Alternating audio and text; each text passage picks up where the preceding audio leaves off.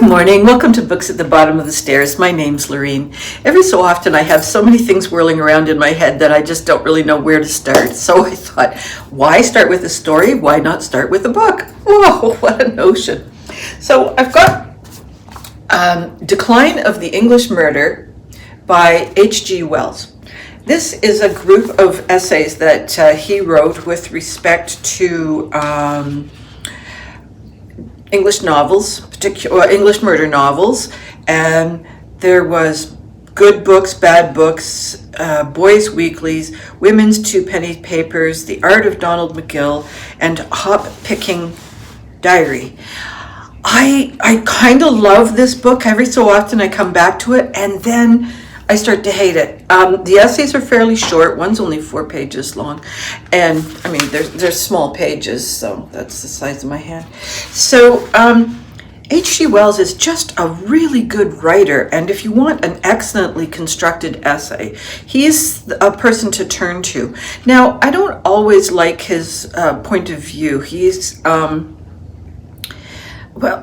so I don't know his writings terrifically well. I know his two, The Time Machine and War of the Worlds. So I'm pretty sure he's written other things. I think he might have been a big essayist and sort of commentator on things, but he has a lot of opinions that are pretty rock solid, and some of them haven't stood the test of time, but I just, even though I don't always enjoy his point of view, I enjoy the way he writes an essay. So if you're looking for something that's short and intellectually stimulating, then this is a really nice one. It comes out of Penguin Books, and I keep saying every time I finish it, I'm done, I'm not going to read that again. But then I look at the tables, and as I'm describing it to you, I'm thinking, I'm going to reread this. Okay, the other thing, I had a fairly hilarious event happened. I think last week or the week before I told you about how Steve and I traveled in the Volkswagen van to do a little shakedown in it, and we went to a bookstore out on Exit 5 and Otis and Clementine, where you can see cats. And I told you about this book. I was so glad to see it, Graham Norton's Home Stretch. And he's an entertainer, or yeah, I guess I'm not sure if he still is or not. I meant to look that up. But he was an entertainer on the BBC and the Graham Norton show, and he was such an articulate host. He's hosted a couple of, emceed a few British popular, what are they, like award ceremonies type things. He's just always knows what to say, when to say, and he can be pretty responsive. So if something comes out of left field, he just knows how to go with it. And so I was really looking forward to this because I did read one book some time ago, and I thought, yeah, that was really well written. Well, I picked this book. I paid $14.95 for it. That was the second time I bought this book. The first time I paid, I don't know, I think it was $25 or something. It doesn't say on the back. Do you know what? It was my book. I bought my book again. We had donated a whole pile of books at the end of last summer, and I thought, she's always got a couple of books that I like. I did like it. As I was on about page 40, I said to Steve, I think this is my book. So then I'm kind of like going through the pages like this, and sooner or later I come across a thumbprint that has a little bit of peanut butter on it, and I thought, that's my book. So I didn't finish it. It is good. I still recommend it. Home Stretch, which is where I forgot. I got laughing too hard. Yes, okay, so there's an accident. There's a bunch of kids in a car, and they're going around one of the roundabouts, and the car kind of careens and rolls, and three or four of the kids are killed. I think there's 6 in the car, and one gets blamed for it, and the other survivor just trickles on merrily and has an excellent life. And the one who gets blamed for it, there was a driver, and his life just goes south. And his family's life goes south. It's a small village that they live in, and so everybody's blaming the son and therefore the family for the death of the other participants. And one of the, not participants, one of the kids in the car, and one of them had been, or was it two? Two of them had been about to get married the next day. So what were they doing in the car? And just all kinds of people sticking their nose in where it doesn't belong. And so there's community grief, there's the parental grief, there's the trauma of the surviving person. There's a couple of sisters that are related to people in the car, and so the survivors kind of come together and we find out what actually happened eventually. It's not like a murder mystery, it's more like a slow reveal of the truth. And it's very well written, and I'm pretty sure Graham Norton has written, like this is not his first novel. He's also got Holding and A Keeper. So maybe I'll go buy those books and donate them to the bookstore and then go back and buy them again. So that was pretty funny. Book club group. The oldies, we decided that we were going to do the short stories of Alastair McLeod and the short stories in his collection called Island. These are stories from 1968 to 2014. I know that Alastair McLeod is a good writer. I probably have read things by him in the past, and not really, an author's name and their short story don't always connect for me. So but the two stories that we chose to do, The Boat, number one, written in 1968, and the second one, The Lost Salt Gift of Blood, was that written in the 70s? Hang on. 1974, are really excellent stories. And as I'm not a big short story fan, I have not really dived into this book. The two short stories are so well written. He's just such a craftsman of language, and a sentence that tells so much without so many words. I mean, that's just such a skill, to be able to create an atmosphere that, or a picture that is done in just 2 or 3 words. So we in one of the stories, someone arrives in a small community and he's driving a Volkswagen, and he goes down to the shoreline, and we know he's come from away because he's wearing leather shoes. Nobody in Newfoundland would be wearing leather shoes unless they were going to a wedding or a funeral. And even then, maybe not. There are other things he describes, like the water and the shellfish, and the way you cast a fishing pole, and the way the wood is laid into a fire, so in the wood stove, so that it can stay there overnight. So both of those stories, because it's a short story, I don't really want to tell you what it's about, because the magic in Alastair McLeod's writing is that you don't know where the story is going to go. But definitely it's deeply embedded in island life, in the water, on the ocean front. It's not an interior of the island.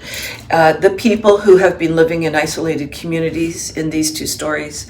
And one of the things that I came away with from comments of my other book club members is that some short stories really need to have space between them, or collections, I should say, collections of short stories, is that it's good to put the book down and wait a few weeks or even a couple of months before you read the next one. And I think that helps me retain the story better. And the reason I agree with that is the ones that we read in I guess it was mostly high school, those ones stay with me, partly because they were interspersed between novels and not just this great big mass of short stories. I did not do a short story series when I was in university, but every so often in doing science fiction or something, there would be a short story as part of the collection of works that we would be reading. And those stayed with me. So I'm realizing that maybe it's not so much that I'm not a fan of short stories, is that I don't have a good reading method. So I am going to take this novel. It is a library book, but I just got it, so I should be okay for a few weeks. And I am going to try and space them out and see just how much I think I'll remember them. Okay, The Gift of Not Belonging by Rami Kaminski, who is an MD. I believe a psychologist. I'm going to say psychiatrist because this individual has, a renowned psychiatrist and researcher. He is the founder, director of the Institute for Integrative Psychiatry in New York City, and has been in several clinical settings, and has been recognized for numerous groundbreaking discoveries in brain research. And this book, he's the founder of the Otherness Institution to research and raise awareness about how outraverts see the world. This book is about not extroverts and not introverts, but outraverts, or is that how they say it? Outraverts, maybe that's how it's pronounced. And when I was reading the book description, I thought to myself, that sounds a little bit kind of like me. And what is that all about?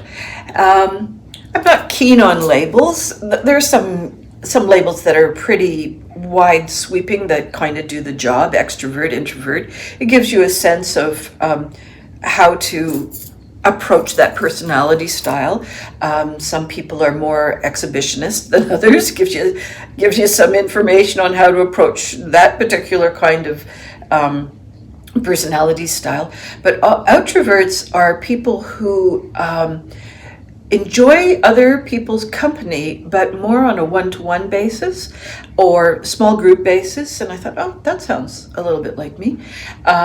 They get into a large group and they're not necessarily committed to the group emotionally. Like maybe you have to be there, like you have to go to high school and sit in the auditorium or something, and you're not one of the ones sitting there, throwing paper planes and having a good time. You're just going, is this going to be over soon? But you're not traumatized by it either. You're just kind of indifferent to the event around you.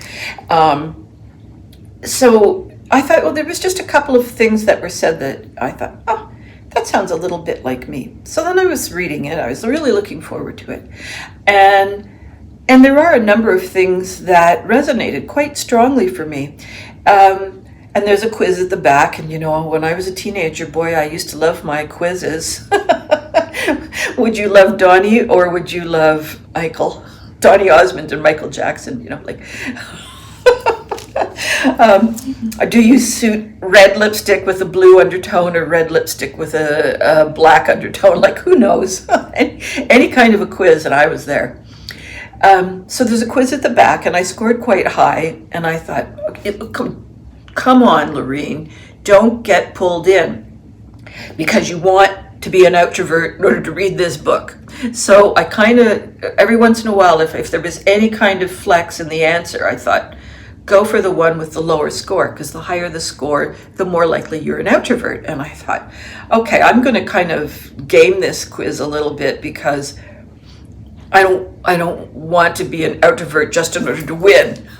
So I did my scoring, and a couple of times I scored quite low on a few things, even though I thought, anyhow, it comes out I'm a fairly firm outrovert based on this guy's quiz. And I thought, well, yes and no, because as you read the first part of the book, it describes what an outrovert appears like, but he's using not externally appears, but how the thinking process goes. And I thought, there's a couple of responses in here that sound to me a little bit on the ADHD response to things, where you get easily distracted, or for instance, if you're a crowd and you're not really enjoying yourself, I've been to concerts where I've just sat there in complete indifference to what's going around me and thinking about a book I've been reading. So I don't often join into the big crowd enthusiasms. In fact, the more a crowd gets enthusiastic, the more I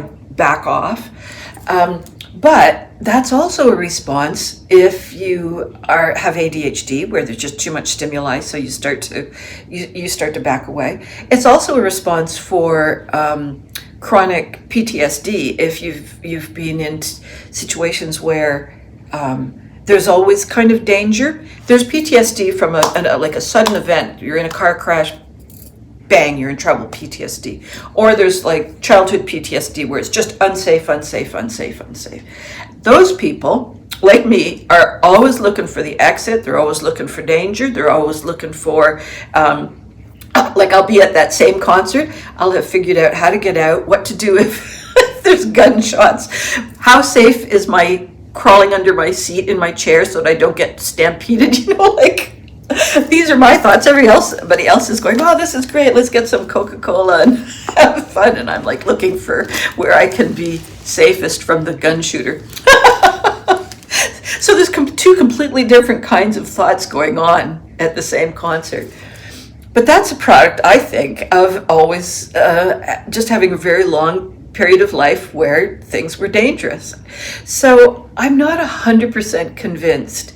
Now, so probably you're curious, what are some of the questions that get asked? And they're kind of, you have a score of from 1 to 7, and on this side of the chart, you've got very strongly disagree and very strongly agree. But neither agree nor disagree is always a 4, but strongly disagree can sometimes be a 1 and sometimes be a 7, and vice versa. The very strongly agree can sometimes be a 7 and sometimes be a 4. So if you're always hitting very strongly agree, you're not necessarily getting 7s. So the questions can be things like, I like to wear bright colors. They make me stand out in a crowd. No, so for me, I really like wearing colors, especially in the summer. So it's not because I want to stand out in the crowd, it's because I'm just so relieved to have color around me. As an artist, I find that very difficult to always be in grays and so forth. So that was one I didn't entirely get the hang of. And I like it when others agree with me. So very strongly agree or very strongly disagree. Well, that was kind of neither agree nor disagree. It was more like, if I'm in charge of the bake sale, yes, I want everybody to agree with me. If I'm not in charge of the bake sale, I don't care. So every once in a while, a question came across where I just didn't know how to rank. The next question was, I don't mind being in the minority. Well, that's true. I really don't care whether I'm in the minority or not. Now, one of the reasons people are considered to be outsiders or outraverts is we're not necessarily emotionally connected to the group purpose or the group enthusiasm, or we're not necessarily connected to the need to be fully in community. We can be part of the community, quite capably part of the community, without necessarily feeling bereft if that community moves on or says, this is what we're doing on Thursday, and you go, oh, I'm not into it. So there's this sort of emotional component where you think to yourself, oh, they're going to think badly of me if I don't go, or I'm going to think badly of me if I don't go. So that kind of connection is not there for us. An extrovert is going to want to be very connected to their community. It's where they thrive the most. An introvert can be quite painful for them because they want to not be seen as peculiar, but it's really traumatic for them to be part of a large group like that. It's exhausting. Now, about in my 40s, somewhere along there, I think that I behaved like an extrovert in order to deal with a lot of childhood blech. And somewhere along in my 40s, I got some really good therapy and came to realize a lot of the things that were freaking me out, like needing group approval or needing awards or I didn't have a career. Those kinds of things actually were never important to me in the first place. It's just that I had bought into it. And so once I released myself from those external validations, I thought, wow, I've actually got a pretty good balance. I just never realized it. I just always went with what the group found as landmarks or ladders of success or what have you. But when you stop and actually think about what's going on internally and what you really truly value, I think a lot of people, especially as they hit their 40s and beyond, start to realize the group serves its purpose, but it also has its detrimental side effects, like being over-involved or over-committed or doing something that you'd really rather not and taking that time away from something that you really rather would. So I think that is also a slight part of becoming more mature or having enough experience in negative situations where you say, actually, I can step away from that. And my other observation on that point is that if you've got kids, it's really difficult for a family to say, we don't like the soccer environment in this community. We're going to pull our kids from soccer. It's too insane. Well, that has consequences for the kids, right? And so do you pull them away because the adults are nuts? But the kids are ignoring it all, so there's those kinds of conversations you have with yourself and your family. And I think sometimes we skew to what the group wants because we're worried about the side effects on our kids. And I think once my kids hit a certain point where they were able to say yes and no on their own steam, again, I was able to let go of a lot of that kind of group. So, I've enjoyed this book. I raced through it in order to have it ready on time to talk to you guys. I am going to take it again more slowly, read it a little more carefully, and just talk to my daughter a little bit about it, because she and I both have very similar approaches to small group and large group situations. So I think, I think it'll be a good discussion point. The book that I'm currently reading is The Library of the Unwritten, and it is by A.J. Hackwith. It is part of my Woozles book club, not for next month, but for the following month. And so I'm just ahead of the curve because there aren't that many copies in the library, so I'm trying to get ahead. It's pretty interesting. We're in hell. There's a library that is primarily of unwritten books from all authors from beginning of time, including oral history, to present day. And so these books are kept on shelves, and every once in a while they have a character escape. Now, sometimes the author has died. Well, often there's more dead authors than there are alive authors.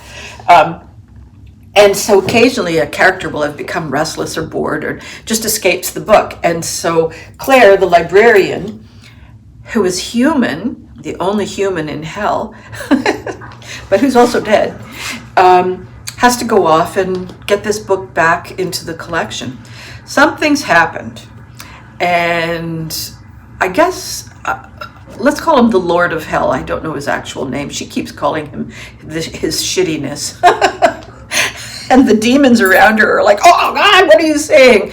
Don't say that, he's going to whip us.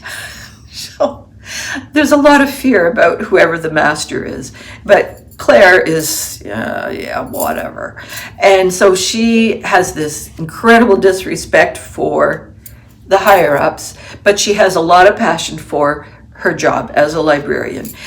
A document has appeared that may be the Devil's Bible. Well, they don't want the master to find out about it, because then if the master finds out about it, then the demons in his court, or whatever they are, the entities in his court, or their court, I don't know, male or female, I don't know, in the court will use this as an explosion of power. Like now everybody's going to try and use the words in this book to become, the next powerful master.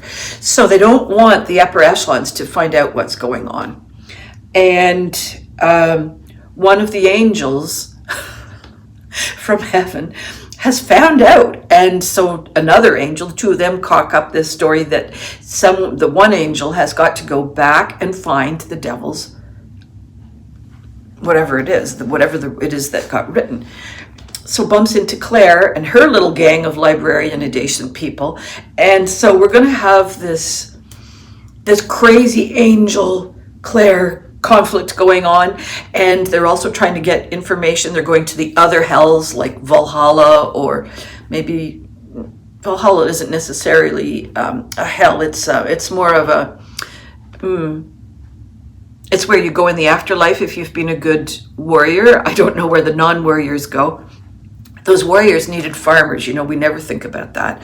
Anyhow, so I think there's a tiny bit of Dante in here in terms of the structures of hell or the structures of the afterlife. And so I think that might just be a sort of a structural piece that's going on. I'm about halfway through, and Claire is in Valhalla, and she is fighting with a Viking, Bjorn, who at one point was a librarian himself, and they're having a war of words while there's a sword fight going on behind.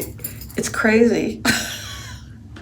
There was a moment where I thought to myself, I don't know if I could suspend disbelief. This is taking a little bit of work, but if I look at it as a comedy, it's pretty funny. I mean, it's just, there's a lot of ridiculous happening. So I don't think it's great as, it's certainly not a sci-fi, and it's certainly not a mystery.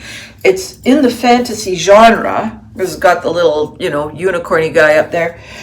But I have no idea where it's going. Presumably this devil's piece of paper has to be found. But I don't know. I don't know whether they're going to do it or not. We're halfway through, and there just seems to be a lot of stumbling around. So that's it for me. I hope all your reading dreams and adventures to continue to come true, and I will see you next week. Oh, I think next week I'm going to tell you about my French adventures. That didn't go well. Bye-bye for now.